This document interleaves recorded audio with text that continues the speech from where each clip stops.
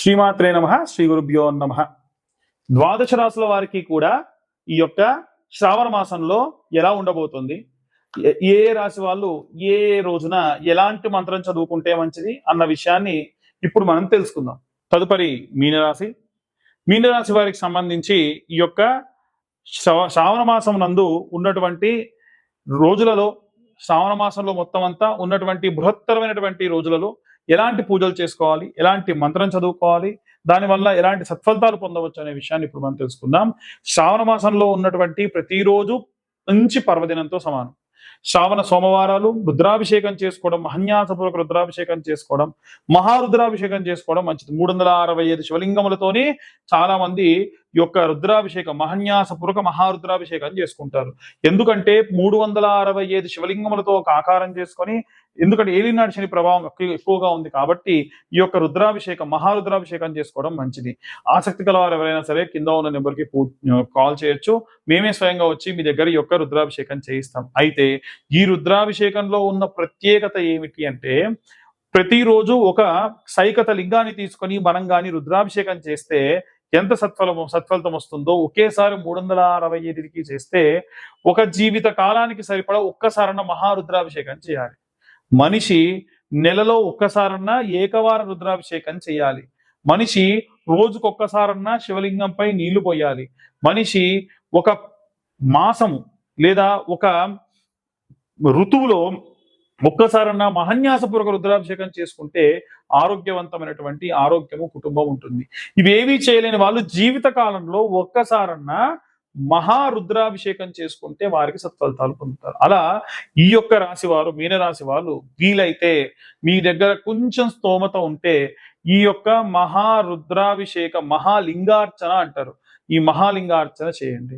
దాని వలన మంచి సత్ఫలితాలు పొందవచ్చు. ఆసక్తి కల వారికి ఎవరైనా సరే కింద ఉన్న నెంబర్కి కాంటాక్ట్ చేయొచ్చు. అలాగే ఈ నెలలో ఉన్నటువంటి అన్ని పర్వదినాలు అన్ని శోభోకృతమైనటువంటివే. అలా 29వ తారీఖు వచ్చేటువంటి 29 జూలైన వచ్చేటువంటి నాగుల పంచమి నుండి 29 ఆగస్టున వచ్చేటువంటి స్కందాషష్ఠి వరకు కూడా అన్ని కూడా ప్రత్యేకమైనటువంటి పర్వదినములు. ఈ రోజులలో విశేషంగా ఎలాంటి రెమెడీస్ తీసుకోవాలి, ఎలాంటి మంత్రపఠనం చేయాలనే విషయాన్ని ఇప్పుడు మనం తెలుసుకుందాం. విద్యార్థులు, గృహిణులు, సినీ రాజకీయ రంగాల వాళ్ళు, ఉద్యోగస్తులు, వ్యాపారస్తులు, రైతులు, చేతి వృత్తులు చేసుకునేటువంటి వాళ్ళు అందరికీ సంబంధించి శ్రావణ మాసంలో మనకు శ్రావణ మాసం అనేటువంటి పేరు ఉంది కదండి. ఆ పేరు ఎలా అంటే, ప్రతి సంవత్సరం కూడా ప్రతి నెలలో కూడా పౌర్ణమి రోజున ఏ నక్షత్రం అయితే వస్తుందో ఆ మాసంగా పేరు వస్తుంది. చిత్తా నక్షత్రం పౌర్ణమి రోజు వస్తే చైత్రమాసం, అలాగే విశాఖ నక్షత్రం కనుక పౌర్ణమి రోజు వస్తే వైశాఖ మాసం, అలాగే శ్రవణ నక్షత్రం పౌర్ణమి నాడు వస్తే అది శ్రావణ మాసం. ఈ శ్రావణ మాసం జూలై 25వ తారీఖు నుండి ప్రారంభమవుతుంది. ఈ జూలై 25వ తారీఖు నుండి కూడా ప్రారంభమైనటువంటి ఈ యొక్క శ్రావణ మాసంలో ప్రత్యేకంగా మనం వీలైతే శివకేశవుల యొక్క ఆరాధన చేయాలి, లక్ష్మీదేవి ఆరాధన చేయాలి, అలాగే గౌరీ స్వరూపంగా ఉన్నటువంటి అమ్మవారికి కూడా ఆరాధన చేసుకోవాలి. ముఖ్యంగా ఈ సంవత్సరంలో ఈ నెలలో ప్రత్యేకమైనటువంటి, అంటే జూలై 25 నుండి ఆగస్టు 25 వరకు కూడా ప్రత్యేకమైనటువంటి పర్వదినాలు ఉన్నాయి. ఉదాహరణకు రక్షాబంధనం అంటే రాఖీ పౌర్ణమి, అలాగే దాన్ని జంధ్యాల పౌర్ణిమ అని కూడా అంటారు. ఈ పౌర్ణమి నాడు నార్త్ ఇండియా సైడ్ విశేషంగా ఎన్నో పూజలు చేసుకుంటారు. అవి ఏంటో అని కూడా ఇప్పుడు మాట్లాడుకుందాం. మనకు రక్షాబంధనం రోజున చాలా మంది ఏంటంటే అన్న తమ్ముళ్ళకి అక్కలు లేదా చెల్లెళ్ళు రక్షాబంధనం రాఖీ కట్టడం మనందరికీ తెలుసు. వాస్తవంగా ఈ రాఖీ అనేటువంటిది రక్షగా తోడుగా ఉండాలని చెప్పి పూర్వం భార్యాభర్తలు కూడా కట్టుకునేవాళ్ళు. అంటే భర్తకు భార్య కట్టేది. రక్షాబంధనం అంటే రక్షగా తోడుగా ఉంటా అని అర్థం. అయితే ఈ రక్షాబంధనం రోజున ఖచ్చితంగా మీ యొక్క తోడబుట్టువులు ఎవరైనా ఉంటే వారి చేతితోనే మీరు రాఖీని కట్టించుకోండి. ఎవరైతే మీ యొక్క పురోభివృద్ధి కోరుకుంటారో వారి యొక్క చేతితో మీరు రాఖీని ఖచ్చితంగా కట్టించుకోండి, మంచి సత్ఫలితాలు పొందవచ్చు. అలాగే జంధ్యాల పౌర్ణిమ అంటారు. ఎవరైతే ఉపనయనం అయ్యి యజ్ఞోపవీతం ఒంటిపై ఉన్నటువంటి వాళ్ళు ఆ రోజున ఈ యొక్క జంధ్యాన్ని మార్చుకుంటారు. అలాగే ఉపనయనమైన వాళ్ళందరూ కూడా ఆ యొక్క రోజున కృష్ణాంజనం ఉంటుంది, జింక చర్మం, దాన్ని హోమంలో వేసేసి ఆ శరీరం పైన అది తాడుగా వేసుకుంటారు, మళ్ళీ మార్చి కొత్త వేసుకుంటారు. వీటన్నిటితో పాటు ప్రత్యేకంగా ఇది ఎందుకు చెప్తున్నానంటే, ఈ పౌర్ణిమ రోజున రైతులందరూ కూడా వీలైతే రైతులందరూ కూడా మీ పంట పొలాల్లోకి వెళ్ళి మీ పంట పండేటువంటి 4 మూలలా కూడా కాస్తంత పసుపు కుంకుమ వేయండి. ఆ రోజున భూదేవతారాధన చేస్తే మంచిది. మనం సంక్రాంతి సమయంలో ఉప్పు చెక్కని ఎలా చేసుకుంటారో north India side Chhattisgarh, Orissa, Gujarat ఈ ప్రాంతంలో ఉన్నటువంటి వారందరూ కూడా ఆ ఆవులకి ఆరోగ్యం బాలేకుండా ఉంటే పసరు వైద్యం లాంటిది ఆ రోజున చేసి తీపి మధుర పదార్థాలు వాటి యొక్క కుడితిలో కలిపి పెడతారు. దీని వలన పాడి పంట సమృద్ధిగా ఉంటుంది అని పూర్వం నుంచి మనకు వస్తున్నటువంటి నానుడి. అలాగే బలరామ జయంతి అనేటువంటిది ఉంటుంది. దానికంటే ముందు జూలై 29వ తారీఖు నాడు నాగుల పంచమి ఉంది. నాగుల పంచమి రోజు కూడా గత వీడియోలో కూడా నేను ఈ యొక్క నాగుల పంచమి గురించి లేదా ఈ యొక్క సర్పదోషం ఉన్నటువంటి సమయంలో చేయాల్సినటువంటి దాని గురించి చెప్పా. ఏమని అనంటే క్లియర్ గా జంట నాగులకి ఈ యొక్క నాగుల పంచమి రోజున క్షీరము అలాగే నీళ్లు పోసి శుభ్రంగా అభిషేకం చేసి, క్షీరం అంటే పాలు నీళ్ళతో అభిషేకం చేసి గంధం పసుపు కలిపినటువంటి మిశ్రమంతో లేపనం రాసి 21 బొట్లు పెట్టి 21 ప్రదక్షిణాలు చేసి 2 దీప ప్రమిదలు ఒకదానిలో ఒకటి పెట్టి ఆవు నెయ్యి వేసి దీపం వెలిగించి 5 రూపాయలు లేదా 10 రూపాయల్లో వీలైనంత వరకు కూడా స్వామివారి దగ్గర పూలు పండ్లు సమర్పించి 21 ప్రదక్షిణాలు చేయాలి. ఇలా చేస్తే సర్పదోష సంభవిత దోషాలు కూడా పోతాయి. ఇవన్నీ కూడా గత వీడియోలు ఇంకా డీటెయిల్డ్ గా మీరు ఎంతెంత తీసుకెళ్లాలి ఏంటి అని చెప్పి గత నెలలో ఉన్నటువంటి సమయంలో ఈ కాల సర్పదోష కాలం ఉన్న కాలం కాబట్టి ఈ సమయంలో చేసుకోండి అని చెప్పాను. అలాగే ఈ యొక్క 9వ తారీఖు నాడు మనకి ఈ యొక్క పౌర్ణమి అనేటువంటిది వస్తుంది. అలాగే నాగుల పంచమి 29వ తారీఖు నాడు వస్తుంది. అలాగే స్కంద షష్ఠి 29 ఆగస్టున వస్తుంది. ఆ రోజున కూడా ఇప్పుడు నేను చెప్పిన విధంగా మీరు జంట నాగులకు అభిషేకం చేసుకోవచ్చు. 16వ తారీఖు నాడు కృష్ణాష్టమి, గోసేవ చేస్తే మంచిది. ఆ రోజున అందరూ గోవుకు ప్రదక్షిణ చేస్తే మంచిది. 14వ తారీఖు నాడు బలరామ జయంతి అంటారు.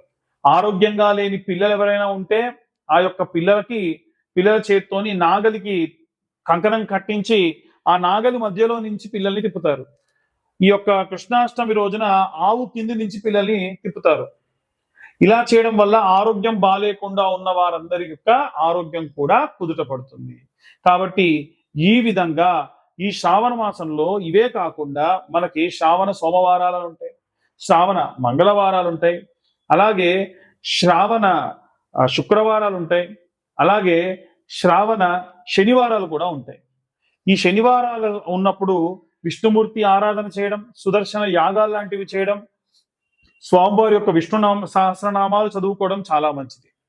సోమవారం నాడు ఓం నమ శివాయ అన్న మంత్రాన్ని ఎన్ని సోమవారాలు ఉంటాయని సోమవారాల పాటు ఓం నమ శివాయ అన్న మంత్రాన్ని ఈ యొక్క శ్రావణ మాసం అంతా కూడా పఠించడం చాలా మంచిది.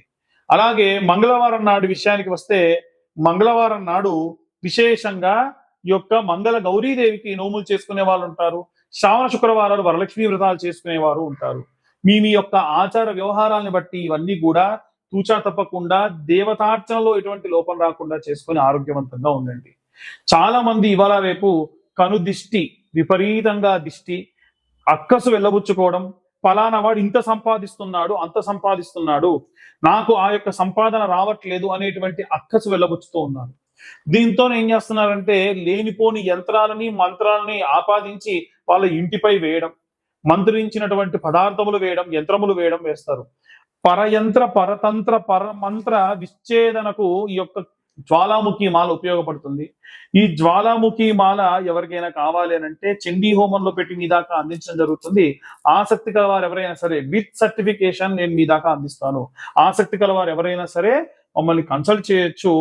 కేవలం 1116లకు మీకు ఈ యొక్క సర్టిఫికేట్ తోటి ఈ యొక్క జ్వాలాముఖి మాల అందించడం జరుగుతుంది. ఆసక్తి కల వారు ఎవరైనా సరే కింద ఉన్న నెంబర్కి కాంటాక్ట్ చేసి పూర్తిగా విశేషంగా ఈ యొక్క మాలని అందుకోండి. మా ఛానల్ వాళ్ళు మీ దాకా రీచ్ అవ్వడానికి ఎన్నో రకాలైనటువంటివి పరిశోధనలు చేసి ఏ రెమెడీస్ మీకు చెప్తే బాగుంటుంది అనేది మా ద్వారా రాయించుకొని పదే ఈ ప్రాబ్లంతో ఉన్న వాళ్ళు ఉంటారు, గురువు గారు ఫలానా ప్రాబ్లంతో ఉంటారు అని చెప్పి మీ దాకా అన్ని కూడా చెప్పిస్తూ ఉన్నారు. కాబట్టి దయచేసి ఎవరైతే ఛానల్ సబ్స్క్రైబ్ చేసుకోలేదో సబ్స్క్రైబ్ చేసుకోండి. ఛానల్ని ఈ వీడియో కనుక నచ్చితే లైక్ చేయండి. ఈ వీడియో మీకు ఏమన్నా ఇన్ఫర్మేటివ్ గా ఉంటే ఇంకో నలుగురికి దాన్ని షేర్ చేసి ఎవరైతే ప్రాబ్లంలో ఉన్నారో వాళ్ళకి ఇచ్చేయండి. దాని వలన కాస్త మీకు ఇన్ఫర్మేషన్ అనేది పాస్ అవుతుంది, మాకు కూడా మా ఛానల్ పురోభివృద్ధికి దోహదపడే వాళ్ళు అవుతారు. అలాగే జాతకపరమైనటువంటి వాటి విషయాల్లో చాలా మంది అడుగుతూ ఉన్నారు. జాతకం పూర్తిగా పేరు, date of birth, time, place ఉంటేనే నాకు కాల్ చేసి అడగండి. పేరు, డేట్ ఆఫ్ బర్త్, టైం లేని వాళ్ళు ఎట్టి పరిస్థితుల్లో నేనే కాదు ఎవరి జాతకం చెప్తా అన్నా నమ్మి మోసపోవద్దు.